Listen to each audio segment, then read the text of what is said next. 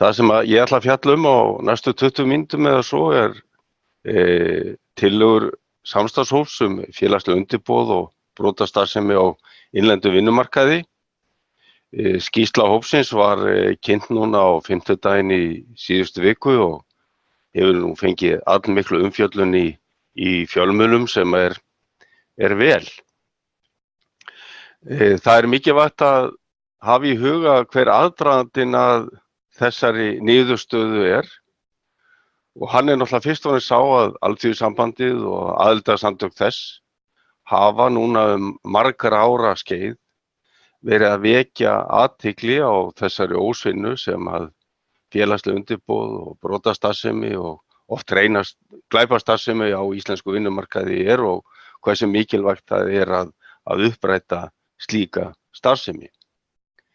Þetta hefur ítrekað verið rætt við stjórnvöld og ríkisstjórn og meðal annars ráðherra félagsmála núna síðastliðið haust og niðurstaðan var sú að hann fékk samþykkt í ríkisstjórn þann 14. september á síðasta ári að setja upp svona samstarfshóp sem hefði það að markmiði að fjalla félagsleg undirboð. Hópurinn hans síðan hóf störf í nóvember og það mikilvægt að minnast þess að í millitíðinni þá var sýndur í ríkissjónvarpinu þátturinn Kveikur, þar sem fjallað var þessa stöðu á vinnumarkaði og það verður að segjast eins og að sá þáttur, hann vakti mikla athygli og hefur hjálpað okkur mikið í þeirri vinnu sem að síðan hefur farið fram. Nú, eins og ég sagði áðan, starfshópurinn hann hefur skilað af sér og nú síðan að fylgja þessum niðurstöðum eftir. En það sem ég ætla að gera svona aðeins að renna í gegnum helstu tillögur sem að þarna koma fram. Það hægt að nálga síðan skýrslu hópsins bæði á vef félagsmálaráðuneytisins og á vef Alþýðusambandsins fyrir þá sem vilja kynna sér efnið frekar. En áður en ég kem að tillögunum sjálfum að þá langar mig að fara svolítið yfir inngang skýrslunnar og svona nokkur atriði sem ég tel að skipti mjög miklu máli fyrir það sem á eftir kemur. Í inngangi skýrslunnar segir markmiðið að starfshópurinn leggja áherslu á það stefnumið að hindra stöðvun brotastarfsemi á vinnumarkaði, ekki aðeins félagsleg undirboð heldur alla brotastarfsemi á vinnumarkaði. Og þetta mikilvægt vegna þess að í upphafi þá var aðeins gert ráð fyrir því að hópurinn fjallaði félagsleg undirboð. Það kom hins vegar fljótlega í ljós að það væri ómögulegt að skilja félagsleg undirboð frá annarri brotastarfsemi á vinnumarkaði eins og því sem að tengist skattaundanskotum og við getum sagt ekki bara launaþjófnaði heldur þá þjófnaði gagnvart samfélaginu almennt og yfirleitt. Þannig að niðurstaðan sú að skýrslan og tillögurnar fjalla þá félagslegu undirboð en jafnframt aðra brotastarfsemi á vinnumarkaði. Það segir síðan í innganginum: í því felast sameiginlegir hagsmunir launafólks, atvinnulífs og samfélagsins alls. Markmiðið að regluverk og aðgerðir séu skilvirk og skili tilætluðum árangri. Aftur, þarna skiptir máli að það vera árétta að baráttan gegn félagslegum undirboðum og brotastarfsemi, hún varðar hagsmuni samfélagsins alls, okkur launafólks, líka atvinnulífsins í heild sinni og síðan því sem að lítur okkar sameiginlegu sjóðum og okkar samfélagi. Og þetta að markmiðið eigi að vera regluverk og aðgerðir sem séu skilvirk og skili tilætluðum árangri. Það sé semst ekki nægilegt að vera með öflugt regluverk ef að aðgerðir fylgja ekki með og sama hátt að það sé ekki nægilegt að vera með aðgerðir ef við hefum ekki þær heimildir sem þarf til þess að taka á þessari brotastarfsemi með skilvirkum hætti og ná þá tilætluðum árangri. Það að segja að fylgja þá málum allt til enda. Og síðan segir, og það ekki síst mikilvægt, skýr pólitískur vilji og stuðningur stjórnvalda forsenda árangurs. Það að segja, bæði stjórnkerfið og pólitíkin, þau þurfa að sýna að það sé vilji til þess að takast á við þetta viðfangsefni, það sé vilji til þess að ná árangri, það sé þá jafnframt vilji til þess að setja þá fjármuni og fara í þær aðgerðir sem þarf til þess að árangur náist. Og það jú eitt af því sem hefur verulega skort mörg undangengin ár og það vilji, það pólitískur skilningur á því að takast á við þetta úrlausnarefni. Og ég væntum þess að nú sé svo komið að það sé þá komin raunverulegu vilji til þess að takast á við viðfangsefnið að hálfu stjórnvalda. Það líka mikilvægt að árétta að við erum að tala hér mikilvægan áfanga á langri leið. Við erum alls ekkert komin til enda þótt að þessar tillögur liggi fyrir sem margt eru mjög góðar eins og við komum að hér á eftir. Þetta áfangi á lengri leið vegna þess að það á síðan eftir að hrinda þessum tillögum í framkvæmd og það líka mikilvægt að við höldum áfram að fylgjast með, greina stöðuna, takast á við þær breytingar sem verða vegna þess að við þekkjum að þeir sem að stunda þessa brotastarfsemi, þeir eru ótrúlega útsjónarsamir og fljótir að finna nýja leiðir þannig að það þarf stöðugt að vera á verði og fylla þá upp í ef að eitthvað skortir á. Síðan segir hér flest atriði snerta málefnasvið tveggja fleiri ráðuneyta og þarf því samráð milli ráðherra sem allra fyrst til þess að úrvinnsla stefnumótun og framkvæmd tefjist ekki. Þarna einfaldlega verið að árétta þetta að það þarf orðum þurfa að fylgja athafnir. Og þá mikilvægt að tryggðir verið fjármuni til þess að unnt verði að hrinda tillögunum í framkvæmd. Og það ljóst að sumt af þessum tillögum kosta fjárhagsleg útgjöld að hálfu ríkissjóðs en við segjum líka að þessi útgjöld munu skila sér margfalt tilbaka bæði í peningum en ekki síður í heilbrigðum og eðlilegum vinnumarkaði þar sem fólk nýtur þeirra réttinda sem því ber og sameiginlegir sjóðir fá sitt. Það síðan og ekki síst mikilvægt að árétta eignarhaldið á þessum tillögum. Þessar tillögur eru niðurstaða fulltrúa, fyrsta lagi ráðuneytanna og þá ráðherra. Þarna koma að fulltrúa forsætisráðuneytisins, atvinnuvega- og nýsköpunarráðuneytisins, dómsmálaráðuneytisins, félagsmálaráðuneytisins og fjármála- og efnahagsráðuneytisins. Við getum sagt allra þeirra ráðuneyta sem að þurfa að koma að þegar að ræða þessa baráttu gegn undirboðum og brotastarfsemi á vinnumarkaði. Þarna komu líka að fulltrúar þeirra stjórnvaldsstofnana sem mestu skiptir, ríkisskattstjóra, vinnueftirlitsins, vinnumálastofnunar og lögreglunar og síðan aðila vinnumarkaðarins, bæði samtök launafólks en líka samtök atvinnurekenda og samband íslenskra sveitarfélaga. Og þarna eru sem sagt komnir þá aðilar sem að máli varðar og það var full samstaða allar niðurstöður í þessum tillögum sem að ég nú að fara að kynna. Þannig að það þá ekki það að ræða, það þurfi í sjálfu sér að fara að tala aftur það hvað eigi að gera, heldur þurfum að fara að einhenda okkur í því að framkvæma þá þessar tillögur sem allir þessir aðilar eru sammála Og hverjar eru þá þessar tillögur? Í fyrsta lagi lögð áhersla á því að það þarf að takast á við kennitöluflakkið með skilvirkum hætti. Það var sameiginlega niðurstaða hópsins að kannski væri það að koma í veg fyrir kennitöluflakkið mikilvægasta einstaka tillagan. Og það náttúrulega ræðst á af því að þegar allt þrýtur, þegar það búið að fá fyrirtæki dæmd vegna launaþjófnaðar eða vegna skattaþjófnaðar og svo framvegis, að þá einfaldlega fyrirtæki skili eftir, sett í þrot, en sömu aðilar halda síðan áfram á nýrri kennitölu með hreint borð, gjarna búin að ná sér í það sem við köllum útfararstjóra til þess að fronta þá gamla fyrirtækið, meðan hvítflipparnir komast undan og eins og fínir menn. Og það lögð áhersla á það að það eigi að byggja á tillögum Samtaka atvinnulífsins og Alþýðusambands Íslands sem að við kynntum upphaflega sumarið 2017.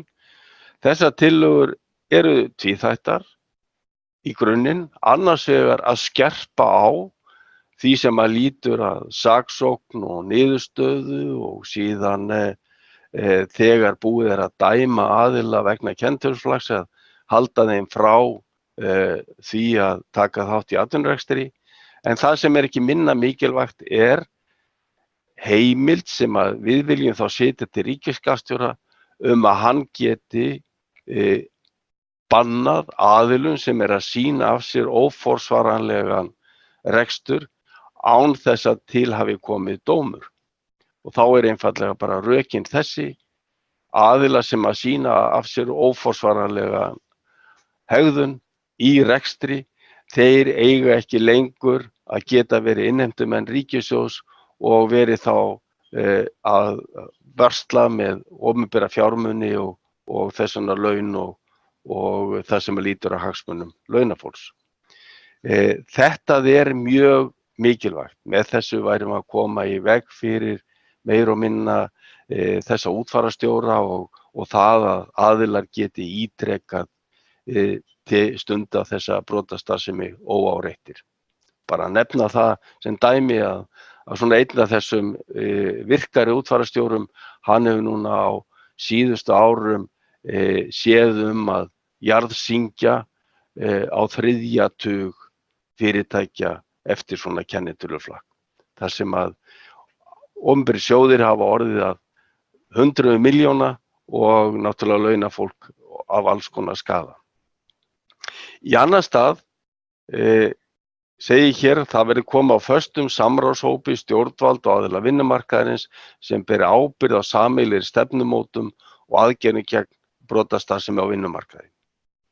Þetta að norskri fyrirmynd og það má svona segja í sinni einföldustu mynd þetta spurning það að við komum hér upp því sem við getum kallað sérsveit þessara fulltrúa sem að máli varðar til þess að eltast á við brotaaðilana og við séum síðan með samráð stjórnvalda aðila vinnumarkaðins þær áherslur og svona þær aðgerðir sem farið í.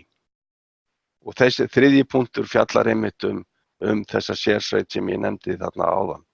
Það sem verði formbundið þetta samstarf stjórnvalds, stofnana og aðilar vinnumarkaðarins með það markmiði að eiga samstarf vinnustaðaeftirlit og aðgerðir og eftirfylgni allt til enda. Í fjórða lagi útfært verði hvernig megi fyrirbyggja alvarleg og eða ítrekuð brot gegn starfsmönnum með því að útvíkka refsiábyrgð lögaðila og forsvarsmanna og þannig einfaldlega verið að tala það að skanna okkar löggjöf, ekki síst hegningarlögin og þá setja inn skýrar ákvæði til þess að geta komið í veg fyrir og stöðvað svona brotastarfsemi. Það gert ráð fyrir því að stjórnvöld verði veitt lagaheimild til þess að taka á brotastarfsemi meðal annars með þvingunarúrræðum og stjórnvaldsviðurlögum. Þarna aftur verið að tala það að setja inn í bæði hegningarlög en líka annar staðar þessar heimildir meðal annars eins og gagnvart vinnueftirlitinu og vinnumálastofnun sem ná þá til brotafyrirtækja á vinnumarkaði hvert sem eignarhald þeirra eða hvort að það íslenskt eða erlent. Sett verði skylda til keðjuábyrgðar í lögum og opinber innkaup. Þetta mjög mikilvægt. Þarna erum við þá að tala það að svokölluð verktakaábyrgð, hún verði sett inn í öll opinber innkaup, þá erum við að tala öll útboð og þá verkefni og við höfum ríkis- og sveitarfélaga, hvort sem við erum að tala verklegar framkvæmdir eða þjónustútboð. Með þessu værum við búin að innleiða keðjuábyrgð í öll stærstu verkefni á íslenskum vinnumarkaði eða nánast öll þau stærstu, og þetta þá ekki bara að ná til erlendra fyrirtækja, erlendra starfsmanna, heldur til allra undirverktaka og starfsmannaleiga, hverra þjóða sem að þær eru. Komið verði í veg fyrir brotastarfsemi á vinnumarkaði undir formerkjum starfsnáms eða sjálfboðaliða starfsemi og markaðsskýr rammi hvað skuli heimilað undir þeim formerkjum.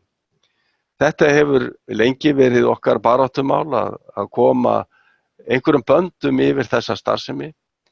Við þekkjum þetta með sjálfboðaliða starfsemina, það sem ungt fólk, einhverjum erlendis frá, að taka hér þátt í atvinnustarfsemi án þess að fá greidd laun og þar með fyrirtækin náttúrulega að hafa þeim réttindi, það að segja laun, og þetta varðar líka tryggingamál og fleira, og síðan náttúrulega að skapa þá sínum samkeppnisfyrirtækjum algjörlega óásættanlega samkeppnisstöðu. Í vaxandi mæli hefur síðan þetta starfsnám verið að koma upp og það með sama hætti. Þetta þá ólaunuð vinna ungmenna. Þetta eru erlend ungmenni en núna líka í vaxandi mæli íslensk ungmenni sem þá að vinna launalaust og taka þá náttúrulega bara störf á öðrum leið og það verið að skekkja samkeppnisstöðuna. Þarna hefur Alþýðusamband Íslands sett fram mjög ákveðnar tillögur sem að við munum þá fylgja eftir. Kortlagðar verði með skipulegum hætti þær lagaheimildir sem stjórnvöld og aðilar vinnumarkaðarins hafa til þess að skiptast á gögnum og upplýsingum og gefin út handbók fyrir starfsmenn sameiginlegan vettvang. Veita verði viðbótar lagaheimildir eins og tilefni kunna vera til. Það hefur sem sagt aftur okkur í okkar störfum að stundum eru bæði stjórnvaldsstofnanir og aðrir ekki alveg klárir á því hvaða heimildir þeir hafa til þess að miðla upplýsingum sín á milli. Og þarna einfaldlega gert ráð fyrir því að þetta verði skannað til hlítar og þá brugðist við. Og það rétt að geta þess að því ég nefndi hér áðan meðal annars það sem við höfum verið að læra af Norðmönnum, að þetta eitt af því sem að þeir hafa verið að skerpa á og ætla að skerpa á hjá sér. Tryggt verði sameiginlega aðstoð og vernd fyrir fórnarlömb vinnumansals og nauðungarvinnu, aðgerðaáætlun gegn mansali liggi fyrir og henni sé framfylgt, endurskoðuð verði skilgreining á mansali, sett í lög bann við nauðungarvinnu og refsiákvæði til þess að tryggja skilvirkni framkvæmda.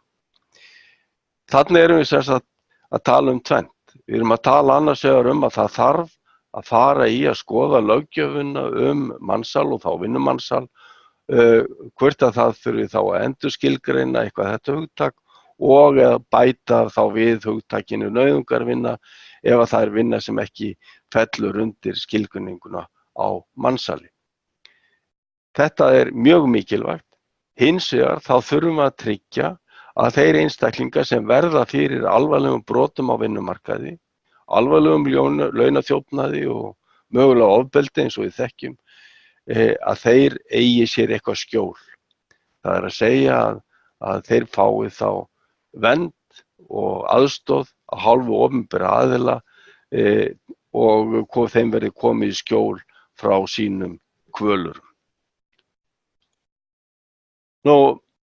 Síðasta tillagan, svo 10.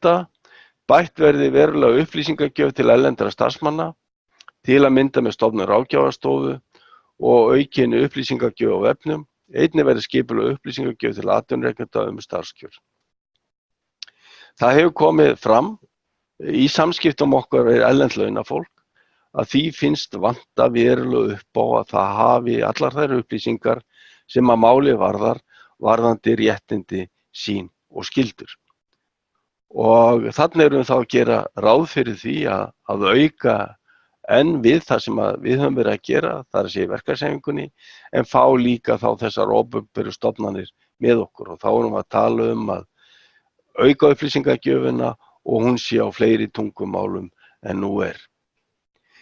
Síðan er rétt að geta þess að 11. tillagan, hún er þarna inni, en það segir ekki náðist að ræða að neinu marki tillögur Alþýðusambands Íslands sem miða að því að þeim starfsmönnum sem verða fyrir launaþjófnaði sé bættu skaðinn með hlutlægri bótareglu. Jafnframt verði skoðað að slík mál fái sérstakan forgang í réttarkerfinu. Þetta er sem sagt tillaga sem Alþýðusambandið lagði fram í þessari vinnu. Hún gengur út á það að það sé ekki bara ríkissjóður sem að fái til sín einhvers konar stjórnvaldssektir eða dagsektir eða fyrirtækir að brjóta á starfsmönnum, heldur verða fyrst og fremst starfsmannir sjálfir sem fái bættan skaðann, ekki bara með því þá að fá bætt fyrir það sem af þeim var tekið, heldur að það verði aukið við með einhvers konar margföldunarstuðli þannig að þeir þá fái einhvers konar févítisbætur. Og jafnframt að slík mál fái sérstakan forgang í réttarkerfinu vegna þess að við vitum að sérstaklega varðandi erlenda og launafólkið þá skiptir verulegu máli að það sé hægt að flýta málsmeðferðinni og tryggja þeim sanngjarna niðurstöðu sem fyrst. Nú þetta er í örstuttu máli þessar tillögur sem að hópurinn lagði fram. Ég tel að þarna sé tekið á flestu því sem að málið varðar, en nú er komið að því að fylgja svo eftir. Við þurfum að eiga viðræður við stjórnvöld það hvernig megi hrinda tillögunum í framkvæmd og gerum það aðgerðaráætlun. Þetta er eitt af því sem að er í samtölum núna á milli aðila vinnumarkaðarins og stjórnvalda í tengslum við gerð kjarasamningana og eins og þið þekkið, þar hefur Alþýðusambandið lagt áherslu á þrennt. Í fyrsta lagi húsnæðismálin, í öðru lagi skattamálin og það sem að lítur svona efnahagsmálum og síðan í þriðja lagi brotastarfsemin á vinnumarkaði sem við erum að fjalla hér. Og það er mikilvægt að átta sig á því að sumt er hægt að gera strax. Á þingmálaskrá atvinnuvegaráðherra er núna þegar í þessum mánuði að hún leggi fram frumvarp gegn kennitöluflakkinu. Þannig að það er ekki eftir neina að bíða. Tillögurnar liggja fyrir eins og kemur fram í hópnum. Það er að segja tillögur Alþýðusambandsins og SA í þessum efnum. Það er búið að leggja fram frumvarpið breytingar og lögum opinber innkaup, þannig að það er ekkert annað heldur en að breyta því frumvarpi í samræmi við tillögu hópsins að keðjuábyrgðin verði gerða skyldu og síðan að koma því í gegnum þingið.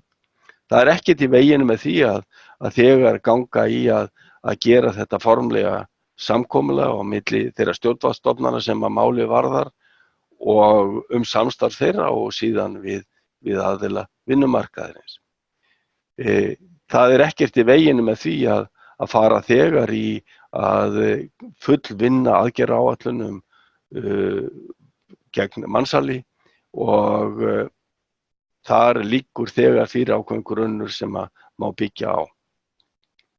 Aðrir hluti þurfa eitthvað meiri vinnu og yfirlegu og þá er náttúrulega mjög mikilvægt að í aðgerðaáætlun verði þegar ákveðið hvernig ég þá að vinna þá hluti áfram. Og að lokum bara þetta, það er pólitískur vilji stjórnvalda og síðan okkar þrýstingu sem mun ráða mest það hvernig tiltekst. Og það þarf hvorugt tveggja til. Við þurfum áfram sem verkalýðshreyfing að vera í forsvari fyrir þessa baráttu, en við þurfum líka að gera kröfu til þess að stjórnvöld, bæði ríkisstjórn og Alþingi, að þeir fylgi þá málum eftir og sýni í verki að þau séu tilbúin til að takast á við þessa ósvinnu á íslenskum vinnumarkaði.